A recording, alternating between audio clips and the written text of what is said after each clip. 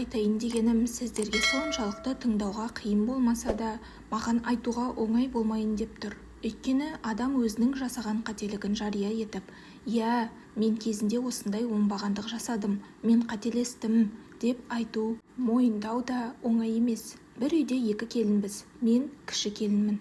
Осыған дейін мен абысынымды сыйлап, құрметтеп келгенмін, жолымды білетінмін, бірақ ол кісіде ешқандай айып жоқ. Қазір ойлап отырсам, менің кінәмнан көп нәрсе өзгерді. Өзгерген менің өзім. Жүрегімнің қарайып, ойымды пасық пиғылдар билеген кезде, көзімді дүние мен байлық байлап тастаған кезде, мен өз әрекетіме жауап бере алмайтындай жағдайға жеттім. Кейде ойлаймын, осының барлығы да жанымызда күйеуіміздің болмағандығынан, тәйт деп тыйып, ақылын айтып отыратын енеміздің болмағанынан да шығар. Өзімнің өзгеріп кеткенімді мен өте кеш түсіндім. Қателігімді кешіріп, мейлінше қолдау білдірген абысынымның жанында өзімді қоярға жер таппадым. Ол кісінің қаншалықты адамға биік, өресі жоғары жан екендігін ұғындым. Жағдайдың барлығы бірден 180 градусқа өзгеруі үшін мүмкін менің сапама түсіп, бардың қадіріне жетуім үшін басыма осындай сынақ түскен болар. Сондықтан адамдарға айтарым, тәубеңнен жаңылмай, барында бағалап, қадіріне жете білдіңдер дегім келеді. Өйткені сан соғып, өткен қателіктеріңнің жазасын тартып жатқан кезде өкінгенмен пайда жоқ. Тіпті өткенді қайтара алмайтын, кешірімге лайық емес болып қалуыңыз да мүмкін. Көп созбайын, мәселені тікелей айтайыншы. Бір шаңырақтың астында екі келін бірге тұрып жаттық. Абысыным менің жанымда түсініп, әрдайым білмегенімді үйретіп, тұңғышымды босанғанымда да маған бала күтімінде көп көмектесті. Ал мен оған жақсылығына жақсылықпен жауап қайтара алмадым. Керісінше мен оған қиянат жасаған екенмін. Жолы үлкен, жасы үлкен деп сыйладым. Әрине, абысыным екеуміз тату-тәтті өмір сүрдік. Менің балаларымды да бауырына басып өте жақсы қарады. Мұның барлығы да қазір ойлап қарасам қайнағам барда екен ғой. Қайнатамыз өмірден өткен енеміз бар. Енем екі келінін бір үйде ұстап, біздің бір-бірімізге көмектесіп, құрбылардай болғанымызды қалады. Кейін мен екі балалы болғанда, қайнағам мен абысынымнан енші алып бөлек шықты. Мен де оларға қатты үйреніп қалған екенмін.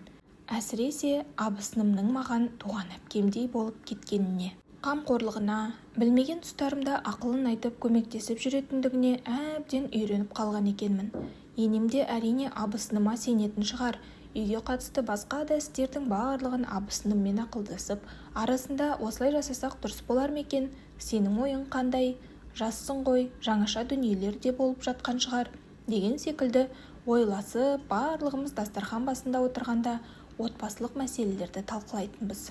Осындай өміріміздің шырқы бұзылғаны олар енші алып бөлек кеткеннен кейін емес. Қайнағам аяқ астынан апатқа ұшырап, одан айырылып қалғаннан кейін басталды. Яғни олардың енші алып шыққандарына 2 жыл өткенде қайнағам көлік апатына ұшырап көз жұмды. Бұл қайғы әрине барлығымызды да ауыр тиді. Енем қатты қайғырды. Бауыр еті баласы үшін жалғыз ғана бауыры арқа сүйер ағасынан айырылып, менің жолдасым да күйзеліске түсті. Ал абысыныма тіптен қиын болды. Оның ұлы болмады. 3 қызы бар болатын. Мен 2 ұлымды босанғанда үлкені менің ұлым, сенен айырып алайын деп отырған жоқпын. Бірақ маған ұлым деп атауға рұқсат бер. Оның барлық қажеттілігіне мен жауап берейін. Қайнағаң екеумізде ұл жоқ, өзің білесің. Бірақ ешқашан үмітімізді үзбегенбіз. Осы баланы туған ата-анасының бауырында өсіп, бірақ бізді де үлкен ата-анасы ретінде қарағанын қалаймыз. Мектепке барса киім-кешегі мен сөмкесін, керек жарағын, барлығын біздің мойнымызда болсын, деп өтініш жасаған. Жүрегі сондай кең, мейірімді жан болатын. Мен қарсылық танытқан жоқпын. Шынымды айтсам, баланы дүниеге әкеліп, ана сүтін бергенім болмаса, қалғанының барлығын абысыным істеген. Сөйтіп, өмірдегі тірегінен, асыраушысынан айырылып қалған кезде қатты қиналды. Енемнің де денсаулығы онша жақсы емес. Қан қысымы жоғары болатын. Баласынан айырылған кезде денсаулығы сыр беріп, төсек тартып жатып қалды. Жолдасым анда-мұнда шапқылап жүріп, шамалы болса да беті бері қарап, өздігінен жүріп тұра алатын. Тамақтана алатын халге жетті. Содан әр 3 ай сайын енемді емдеу сауықтыру орталығына жіберіп отырдық. Сол кезде менің өз билігім өзімде болып, түлейін түрте бастаған болар. Абысынымның қиналып жүргенін көзбен көріп жүрмін. бірақ неге екенін білмеймін. Күйеуім жалғыз бауырымның балаларын жәутеңдетіп қоя алмаймын. Жеңгем біраз ес жиып, еңсесін тигенше үйге алып келейік. Кең үй ғой, барлығымыз да сиямыз. Осыған дейін де бірге тұрып келген едік. Енді қиналғанда жалғыз өзін қалдырмай ағамнан қалған 3 жәдігерге бас-көз болып қарайласам деймін. Дегенде онша ұната қойған жоқпын. Күйеуім менің келісімімді керек қылған жоқ. Ол жай ғана ескертті де ертеңіне барып оларды алып келді. Қайнағам мен абысыным 2 бөлмелі пәтерді сатып алып, сонда көшкен еді. Келешекте тағы да үлкейте жатырмыз деген ойлар да болған. Бірақ ол күнге жете алмай кетті ғой. Қайнағам ғана жұмыс істеп, отбасын асырап жүрген болатын. Абысыным жұмыс істемегендіктен қиналып қалғаны да рас еді. Біз үйге алып келгенге дейін оларға қарайласып тұратын енем, күйеуім өзінің төркіні бар еді. Енем де уайымдап, көз алдында жүрсе жақсы болар еді. Келінде соңғы кездері тым тұйықталып, күйзеліске түсіп кеткен сияқты. Оның көңілін ауламасақ бірдеңеге ұрынып қалса, қыздарына кім бас-көз болады? Қайғысын біраз ұмытқанша жанымызда болсын деген ұсынысын айтқан болатын. Сол кезде күйеуім бірден қолдаған. Бірақ абысынымды енем үйде жоқ кезде көшіріп алып келді. Алғашында мен сыр білдірмедім. Абысыныма жылы сөздер айтып, жұбатумен болдым. Қыздары да менің балаларыммен ойнап, біраз серпіліп қалғандай болған еді. Кім біледі, менің өзгеруіме күйеуіме деген қызғаныш сезімі де себепкер болған шығар. Күйеуім мен абысынымның арасында бірдеңе болу мүмкін емес. Бірақ құрбыларым неше түрлі жағдайларды айтып, шошытқан соң өз көлеңкемнен өзім қорқып, біртіндеп шу шығара бастадым. Күйеуім жеңгесіне алаңдап, оның хал-жағдайын сұраса, қыздарына мейірім танытса да қызғанып қалатын болдым. Қызғанышымды ауыздықтай алмағандықтан тіпті бұл сезім өшпенділікке айналып кеткен сияқты болды. Оны алғашында өзім байқамадым. Енем 3 ай сайын 10 күндеп емделіп келеді ғой. Сондай кездері мен абысыныма ауыр сөздерді айтып, көңілін қалдырдым. Содан кейін осы тыныш болсыншы дедім екен, жұмысқа шығып кетті.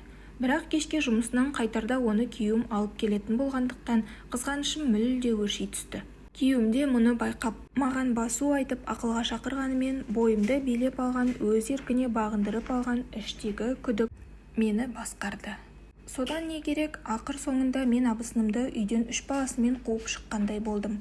Менің бетімді көрместей болып кеткен, бірақ маған қатты сөз айтпады. Бар айтқаны, бар ойыңның жеткен жері осы болса, саған басқа айтарға сөз таппай отырмын деді де 3 қызын жетектеп үйден шығып кетті. Күйеуімді олардан хабар алуға жібермеуге тырыстым. Бір әйелдің ақмақтығына бола мен бауырларымнан қол үзіп қалмаймын деді ме, күйеуім де ерегескендей сол үйге барып жеңгесінің шайын ішіп, қарындастарын ойнатып қолғабыс еткен сайын менің қызғанышым күшейе түсті. Содан абысынымның үйіне барып та шу шығардым. Ол да өте сабырлы жан ғой. Менімен ұрсып төбелесіп кеткен жоқ. Жай ғана бізден қатты көңілі қалып, ат құйрығын үзуге шешім қабылдады. Енді олар өзімен өзі өмір сүре бастады. Менің де жаным тынышталып қалды.